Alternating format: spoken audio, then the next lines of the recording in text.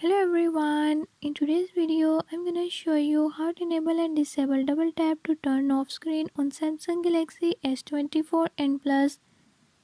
In this video I'll show you how to enable and disable it. Before I start, if you are new to my channel, don't forget to subscribe and hit the bell icon. Watch complete video and learn how you can do it. Let's watch the video.